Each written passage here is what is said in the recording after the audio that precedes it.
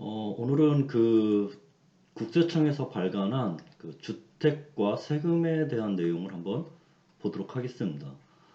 주택과 세금과 관련해서 내용이 얼마나 복잡하면 국세청에서 책자를 발간했습니다. 그래서 그 책자와 발간과 관련된 그 보도 자료가 있는데 그 내용을 잠깐 오늘 같이 한번 살펴보도록 하죠.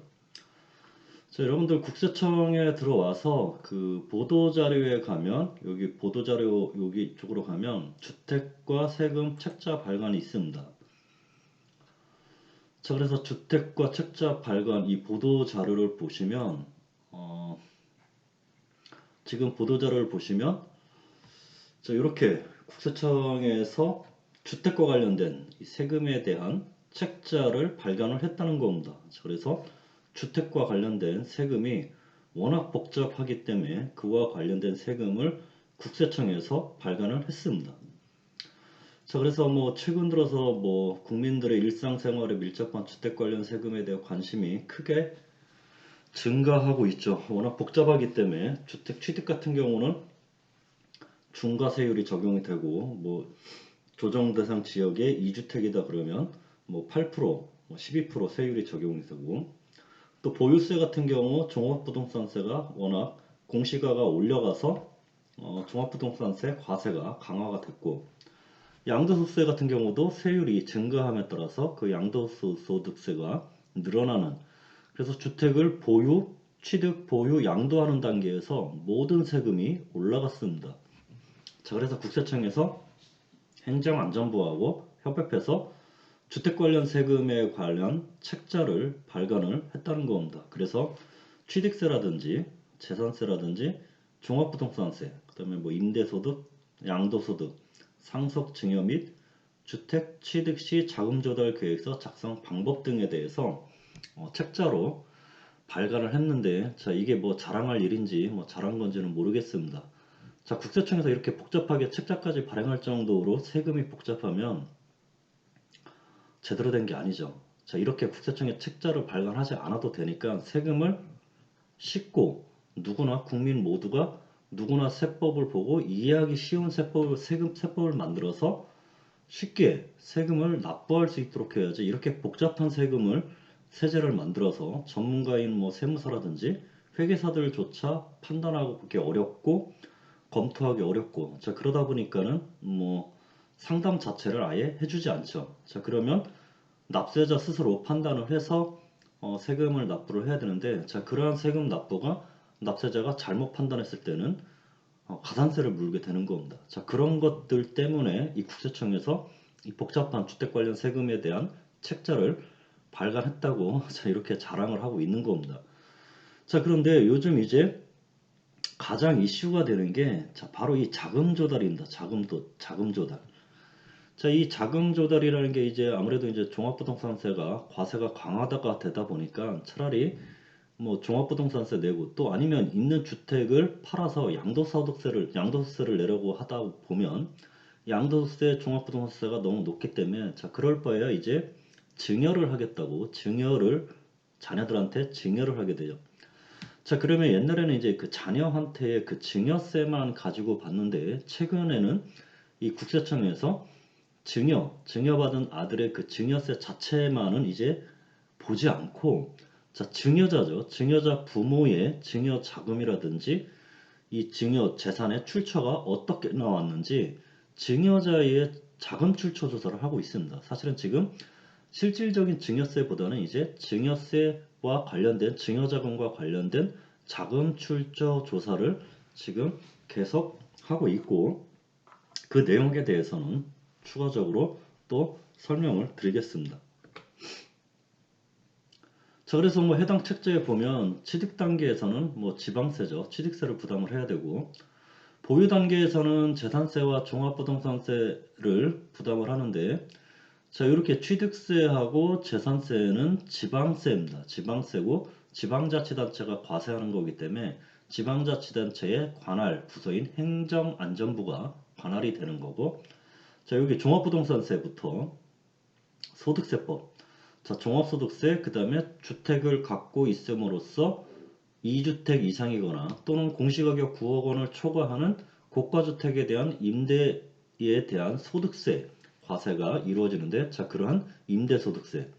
자, 그리고 이 주택을 양도함으로써 발생되는 양도소득세, 또는 이 주택을 상속이라든지 또는 증여를 통해서 주택을 무상으로 이전시키는 경우에 상속세, 증여세가 과세가 되는 거죠. 자, 그래서 이 종합소득세라든지 주택 임대료와 관련된 소득세라든지 양도소득세, 이 상속세, 증여세는 국세청 관할이 되는 거고, 이 취득세, 재산세는 행안부, 지방세로서 행안부 관할이 된다는 겁니다. 자, 그래서 뭐 쭉 자랑을 많이 해놨습니다. 국세청에서 뭐 책자를 발견해서 모든 세금을 한꺼번에 뭐 찾아보도록 했고, 복잡한 사례 등은 뭐 지리회신이라든지 뭐 예규 판례. 자, 예규 판례라는 것은 뭐 국세청이 해석한 사례.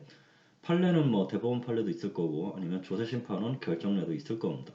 자, 그런 것들을 수록을 했다는 겁니다. 자, 그리고 아주 복잡한 이 양도소득세, 비과세, 감면, 그 다음에 종합부동산세, 합산배제 임대주택.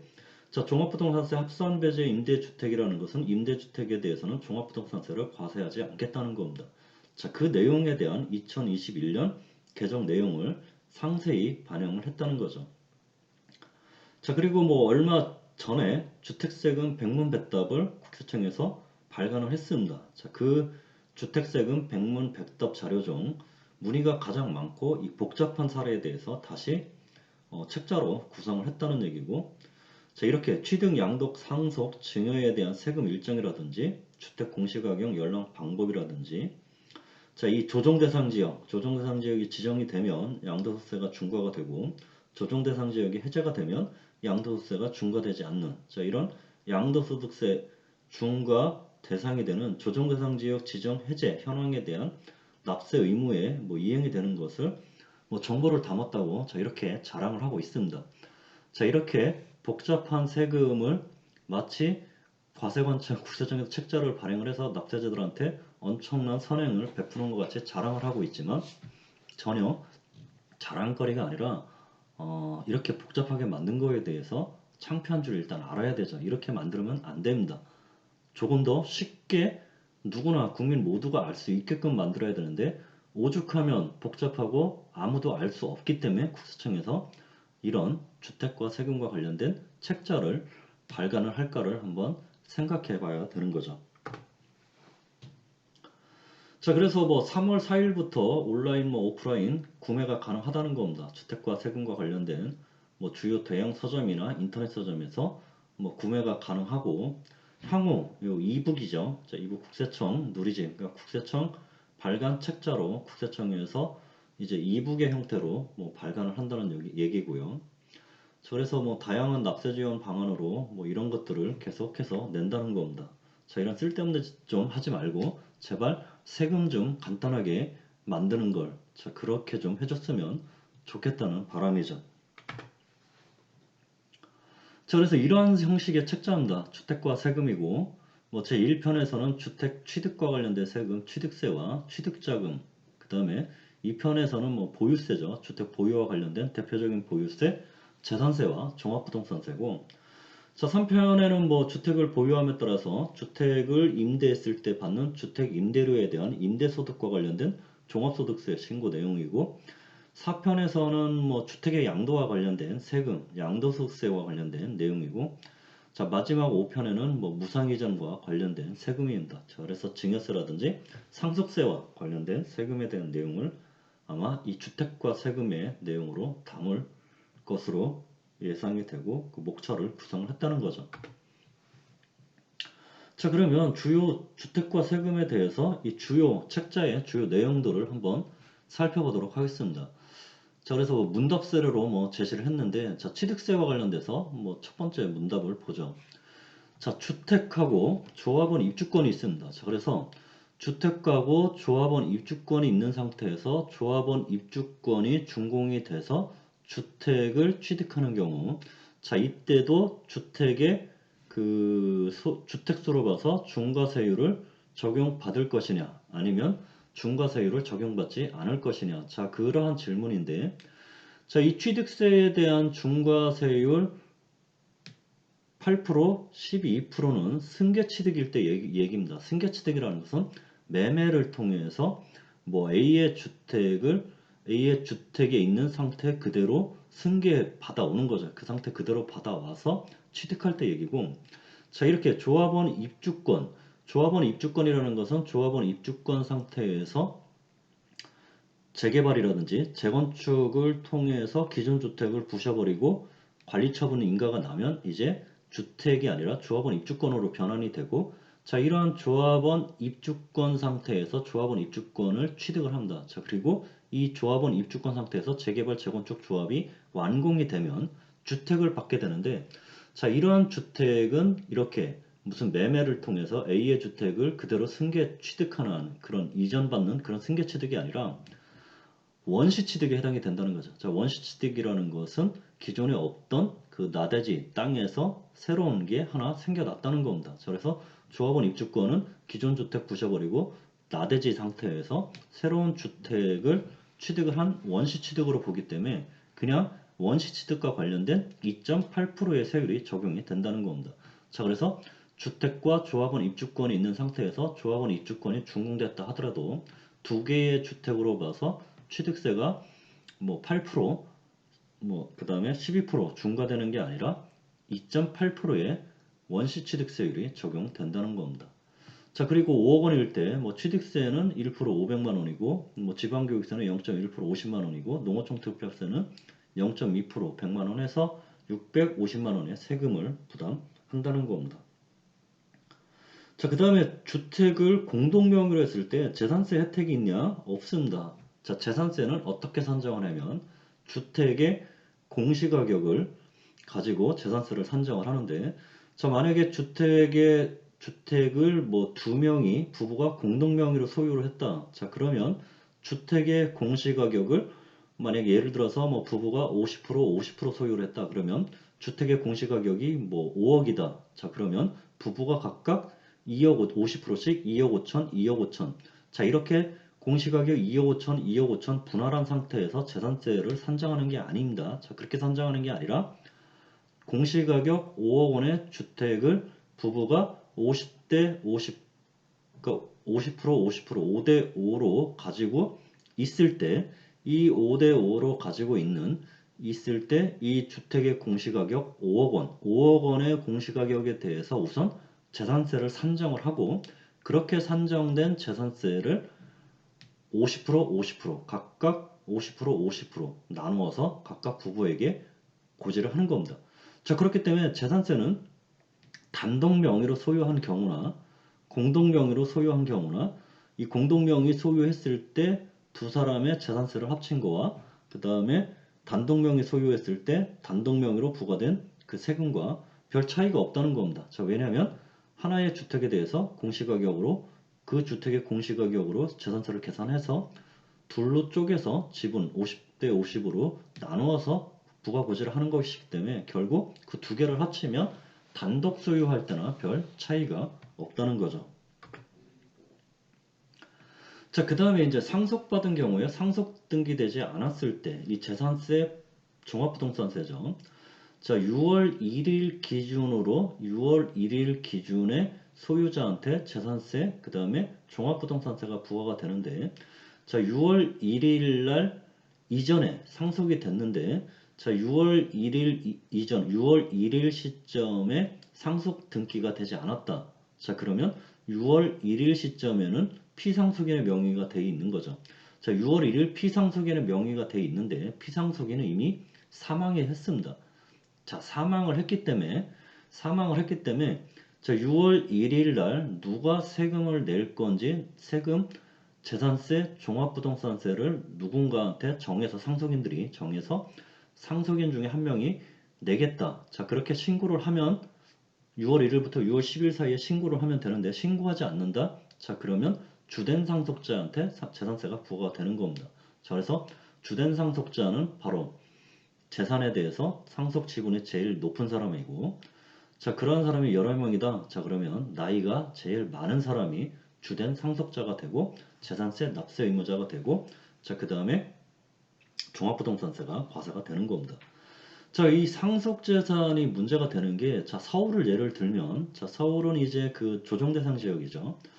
자, 그래서 서울에서는 뭐 그 주택 하나 가지고 있습니다. 자, 그래서 주택을 하나 갖고 있으면 공시가 9억 원을 초과하는 주택에 대해서만 이제 종합부동산세가 과세가 되는데, 자, 그런데 부모님 중에 한 분이 돌아가십니다. 자, 그래서 돌아가시면서 서울에 있는 주택이 하나 있습니다. 부모님이. 자, 그래서 부모님이 돌아가심으로 인해서 그 부모님의 주택, 이 부모님의 주택이 6월 1일 날, 만약에 6월 1일 날 돌아가셨는데 6월 1일까지 만약에 누군가 재산세 납세 의무자를 신고하지 않았다. 자, 그러면 이 주택에 대해서 제일 많이 상속을 가져가는 사람이 재산세 종부세 납세 의무자가 되는 거고, 자, 지분이 동일하다. 자, 지분이 동일하다 그러면 제일 연장자, 나이 많은 사람이 주된 상속자가 돼서 재산세 종부세가 과세가 된다는 겁니다.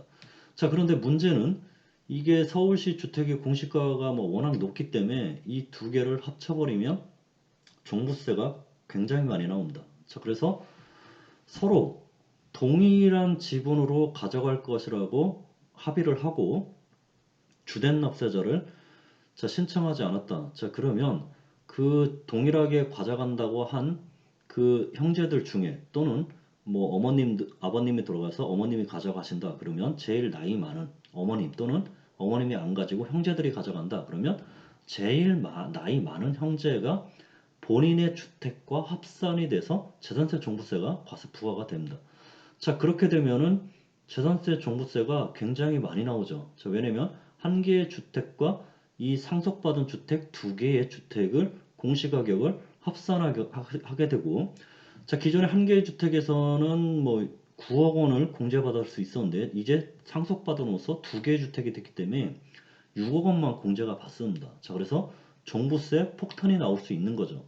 자, 그렇기 때문에 상속을 받는다. 자, 상속을 받는데 만약에 6월 1일 이전에 뭐 부모님이 돌아가서 부모님이 소유한 주택을 상속받는다고 했을 때 그 상속받는 주택에 대해서 6월 1일 시점까지 등기가 되지 않았다. 자, 그러면 6월 1일부터 6월 10일 사이에 누군가가 재산세를 또는 종부세를 부담할 건지 결정을 해서 신고를 해야 되는 거죠. 자, 가장 신고하기 좋은 사람이 일단 무주택자가 있으면 무주택자가 신고를 하게 되면, 자, 무주택자 같은 경우는 주택이 없기 때문에 그 하나의 주택에 대해서 공시가격으로 9억 원까지 공제받을 수 있는 겁니다. 자, 그런데 신고하지 않았다. 자, 그러면 어, 무주택 형제들이 있음에도 불구하고 제일 연장자인 분한테 본인의 주택과 합산해서 재산세 종부세가 과세가 되는 겁니다. 자, 그래서 상속주택을 받을 때는 이 만약에 6월 1일 이전에 받고 6월 1일 그 시점까지 상속 등기가 되지 않았다. 자, 그랬을 때는 재산세 종부세 누가 부담할 건지를 생각을 해야 됩니다. 자, 주의를 해야 되죠. 자, 그래서 가급적이면 무주택자가 내는 게 주된 납세자로 해서 신고해서 일단 내고 상속 등기하고 난 후에는 이제 추후 상속 등기자들을 명의로 이제 과세가 되는 겁니다. 자, 그런데 이 문제는 만약에 형제들이 뭐 한 3명, 4명인데 공동 상속을 해서 뭐 25%씩 가져간다 치죠. 아니면 뭐 누구는 10%, 뭐 누구는 50%, 뭐 누구는 5%를 가져간다고 한다. 자, 그러면 5%를 가져간다고 쳤을 때, 자, 상속주택의 지분율은 5%밖에 안 되는데도 불구하고 내가 주택을 소유하고 있다. 자, 그러면 2주택자가 되는 겁니다. 2주택자가 돼서 결국은 2주택자가 됨으로 인해서 나는 내가 소유하고 있는 주택, 그 다음에 상속주택 겨우 5%만 가져왔는데도 2주택자가 됨으로 인하여 중과세율은 적용받지는 않지만 예전에 이 5% 상속주택이 없었을 때는 본인 주택에 대해서 9억 원의 공제를 받을 수 있었음에도 불구하고 9억 원의 공제를 못 받고 이제 5% 상속주택, 5% 지분율 5% 때문에 2주택자로 봐서 6억 원만 공제가 되기 때문에 어마어마한 종부세가 부과가 될 겁니다. 자, 그래서 상속받을 때도 이 주택에 대해서는 판단을 잘 해야 되는 겁니다. 자, 그리고 이제 종합부동산세 고지했는데 별도로 신고 납부해도 되냐? 자, 신고 납부해도 된다는 겁니다. 자, 그런데 신고 납부를 해도 되는데 신고 납부하는 세액이 뭐 납부해야 될 세액보다 적으면 가산세가 부과될 수 있다는 얘기고, 자, 여기서 바로 이 신고 납부하는 거하고 부가고지하는 거하고 가장 큰 차이는 종합부동산세를 부가고지 받았다. 자, 그랬을 때 이 종합부동산세가 나한테 너무 억울하게 많이 나왔다 해서 이 다툴 수 있는 게 90일밖에 안 됩니다. 자, 90일이 지나면 더 이상 내가 아무리 종합부동산세 고지 납부 세액이 억울하다고 해도 다툴 수가 없어요. 자, 그런데 고지됐음에도 불구하고 종합부동산세를 신고 납부를 하게 되면, 종합부동산세 신고 납부를 하게 되면 고지했을 때는 90일 동안만 밖에 다툴 수가 없지만 5년 동안에 내가 다툴 수가 있기 때문에 고지했을 때보다 훨씬 더 신고 납부를 하게 되면 내가 이 종합부동산세에 대해서 종합부동산세 부과한 거에 대해서 억울함에 대해서 싸울 수 있는 기간이 늘어나는 겁니다. 자, 그래서 최근에 지금 부과되고 있는 이 종합부동산세가 억울하다 그러면 반드시 90일 내에 불복이 들어가야 되죠. 자, 불복이 들어가야 되는데, 자, 막 그 기간을 넘어가면 더 이상 내가 억울한 게 100%가 증명이 되다 하더라도 구제받을 수 있는 길이 없습니다. 자, 그런데 종합부동산세를 신고 납부하게 되면 그 기간이 5년 동안에 불복을 제기할 수 있기 때문에 5년 동안에 그 과다하게 부과됐다 그러면 돌려달라고 할 수 있기 때문에, 자, 그 5년 동안 누군가가 뭐 과다 납부한 게 맞다는 확정 판결을 받았다. 자, 그러면 5년 동안 그 과다 납부한 거를 돌려달라고 얘기를 할 수가 있습니다.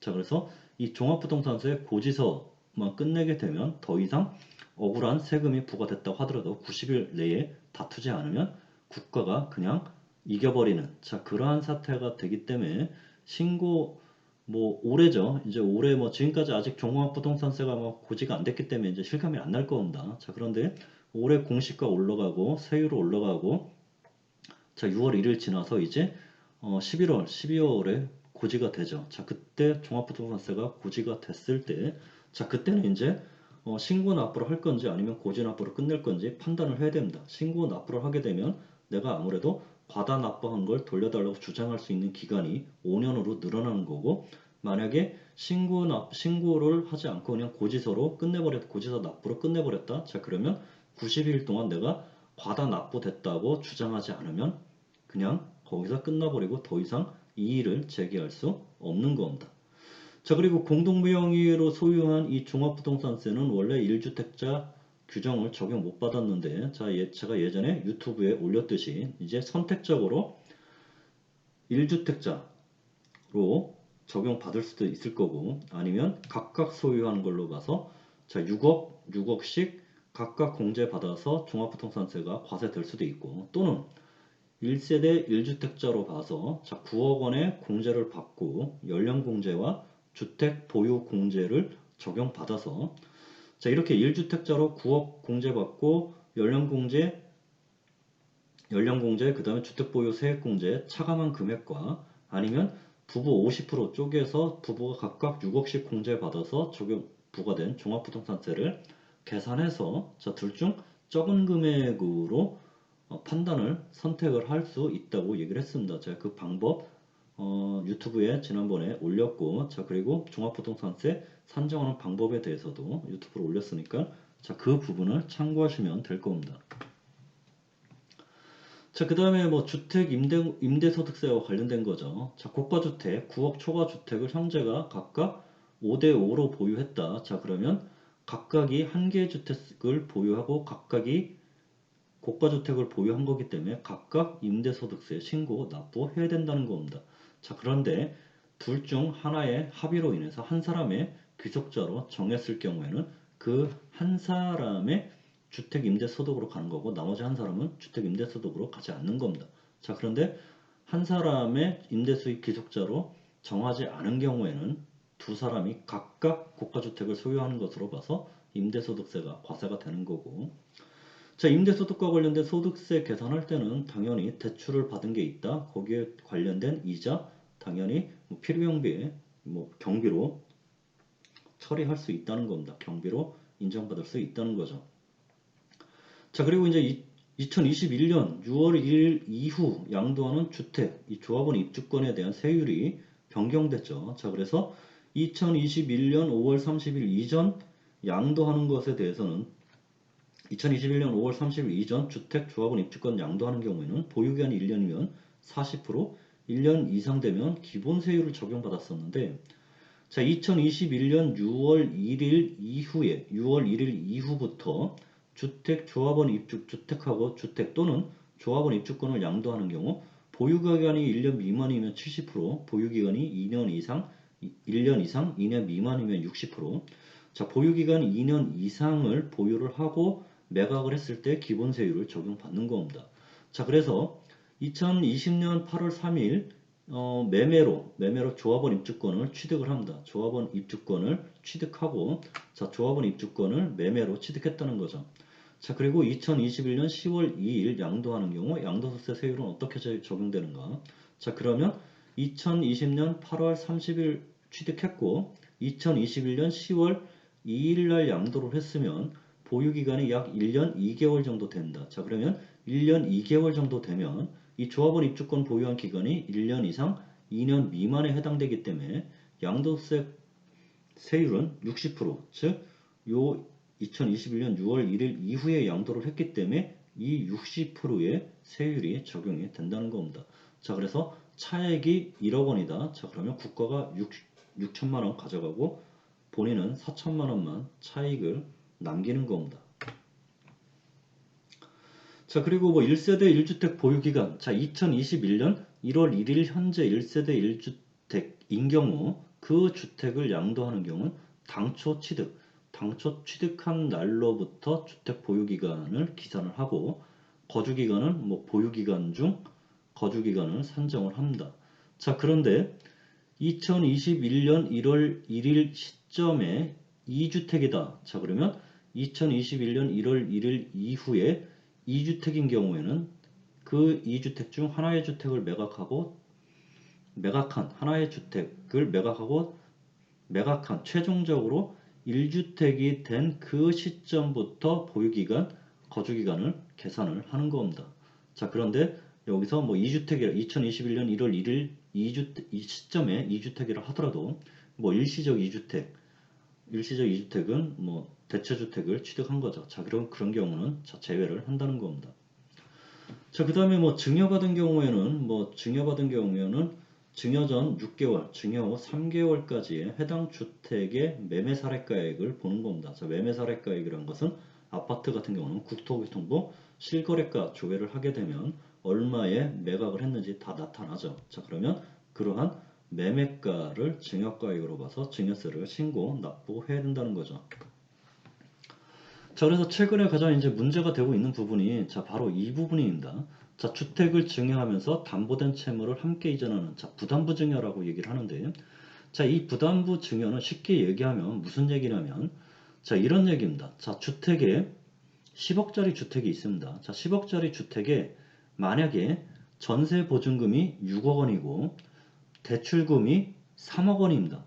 자, 그러면 10억의 주택 중에서 이 10억의 주택 중에서 부채가 얼마냐, 채무가 얼마냐. 자, 10억의 주택 중 전세 보증금이 6억 원이고, 자, 그 다음에 대출금이 3억 원이면 9억 원이죠. 자, 그러면 10억 원의 주택 중 전세 보증금 6억, 대출금 3억 해서 9억은 빚인 겁니다. 나중에 돌려줘야 되는 거죠.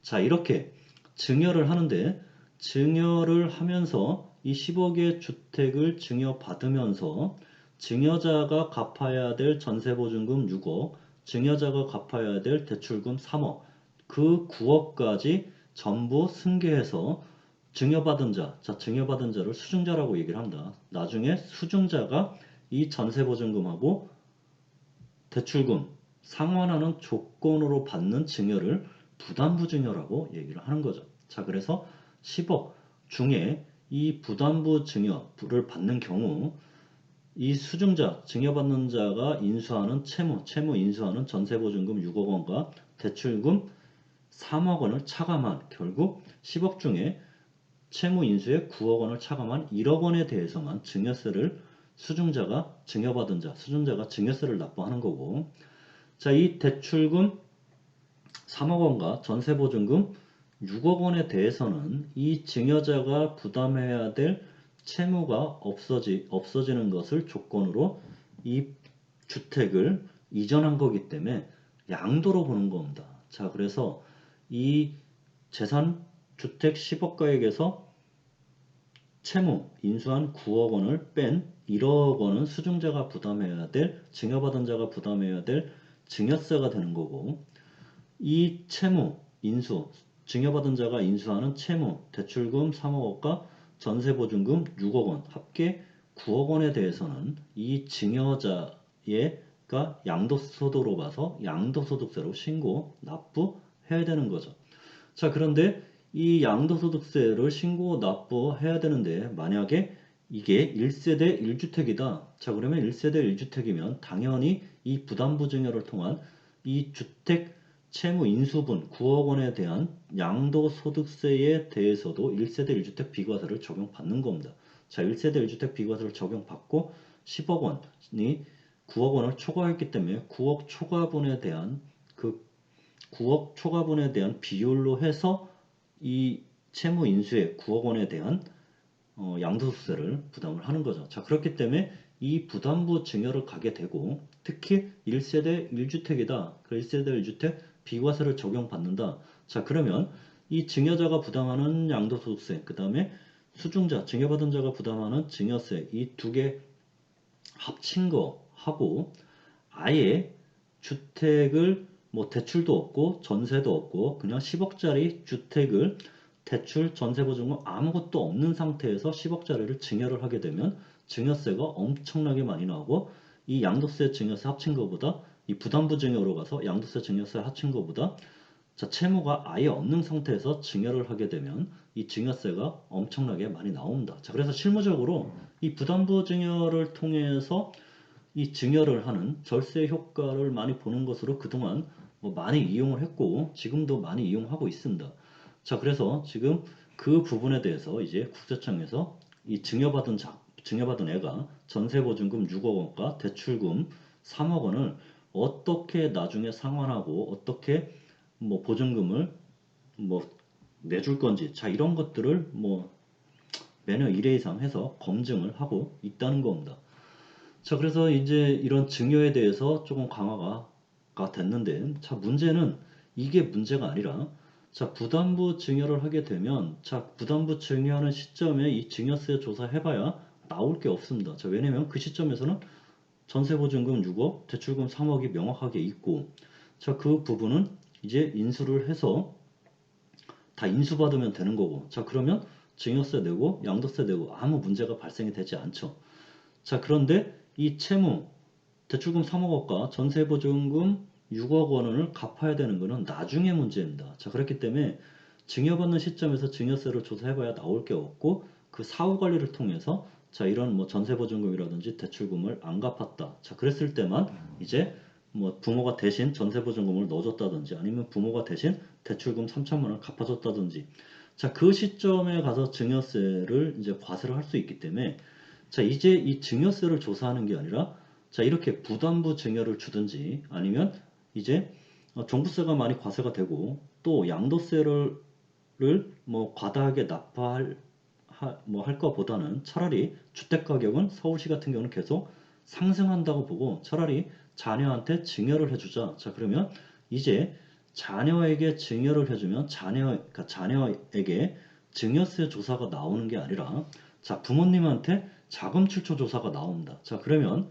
부모님이 자녀한테 뭐 주택을 줬든 뭐 현금을 줬든 무엇을 줬든 간에 부모가 그러면 이 주택과 현금은 어떻게 어떤 자금으로 이 부모가 주택을 또는 현금을 자녀한테 줬는지 자, 부모, 즉 증여자의 자금 출처 조사가 나오는 겁니다. 자, 증여자의 자금 출처가 조사가 나오는 거고 자, 그랬을 때 이 부모의 재산이라든지 소득 신고 내역을 싸그리 살펴봐서 이 재산이 늘어난 거, 부모의 재산 늘어난 거, 또는 현금 준 거에 비해서 훨씬 소득 금액이 적어졌다. 자, 그러면 이제 부모에게, 증여자에게 증여자에게 바로 세금을 부과를 하는 겁니다. 자, 그래서 최근에 나온 게 자, 그러한 사례죠. 자, 4억 원을 증여를 해줬더니 병원 원장이죠. 병원 원장이 자녀에게 현금 뭐 4억 원을 증여를 해서 이 4억 원 가지고 병원 원장 자녀가 뭐 주택을 취득했겠죠. 뭐 그래서 주택 취득 자금, 자금 출처, 자금 소명 자료로 냈습니다. 자, 그런데 문제는 이 증여세, 자녀의 증여세를 조사하는 게 아니라 자, 바로 이 병원 원장의 이 4억 원의 자금이 어디서 나왔는지 이 병원 원장의 자금 출처 조사를 나갔습니다. 자, 자금 출처 조사를 나가서 이 병원 원장, 병원의 세무조사를 나간 거죠. 병원의 세무조사를 나가서 세무조사로 얼마로 추징했냐? 자, 바로 7억 원을 추징을 했습니다. 자, 이 사례가 있고, 자, 이러한 사례로 인해서 회계사죠. 공인회계사들이 이제 이 증여 자문에 주의령을 내렸습니다. 자, 그래서 그 내용에 대해서도 그 내용에 대해서도 살펴볼 겁니다. 살펴보고, 자, 그 내용, 자, 지금 증여에 관련된 것들을 조사가 지금 국세청장이 다 조사라고 지시를 했기 때문에 굉장히 조사가 지금 강화되고 있습니다. 자, 그래서 이 증여세 조사로 끝나는 게 아니라 이 증여를 하는 증여자의 자금 원천인 자금 출처 조사까지 보기 때문에 굉장히 지금 이제 증여를 한다는 것도 조심스럽습니다. 자, 그래서 증여를 생각하고 있다. 손학비는 피해가라고 했습니다. 손학비는 피해가라고 했기 때문에 증여를 한다는 것은 조금 더 생각을 해봐야 됩니다. 지금 시점에 증여를 하게 되면 100% 조사가 나온다고 생각하시면 됩니다. 자, 100% 조사가 나와서 증여자의 그 증여자의 증여세뿐만 아니라 증여를 한 자의 부모의 자금 출처까지 조사를 하기 때문에 자, 부모님도 마찬가지로 자금 출처의 조사에 자신이 없다. 자, 그러면 증여하는 것은 조금 더 신중히 생각을 하고 조금 더 지켜봤다가 상황이 바뀌면 자, 그때 증여를 한다든지 아니면 여러 가지 또 뭐 중과 세율이 이제 뭐 언제까지 이렇게 가진 않겠죠. 이 중과 세율이 좀 낮아진다든지 아니면 세법 변경이 있다든지 자, 그럴 때까지 조금 기다렸다가 증여를 하는 게 나을 겁니다. 자, 그래서 그렇게 증여 관련된 추징된 그 사례, 자, 그 사례는 이제 또 제가 올려드릴 겁니다. 유튜브 올려드릴 거고. 자, 오늘은 여기까지 해서 이 국세청에서 발간한 주택과 세금에 대한 내용, 보도자료를 한번 살펴봤습니다. 자, 이것으로 오늘은 마치도록 하겠습니다.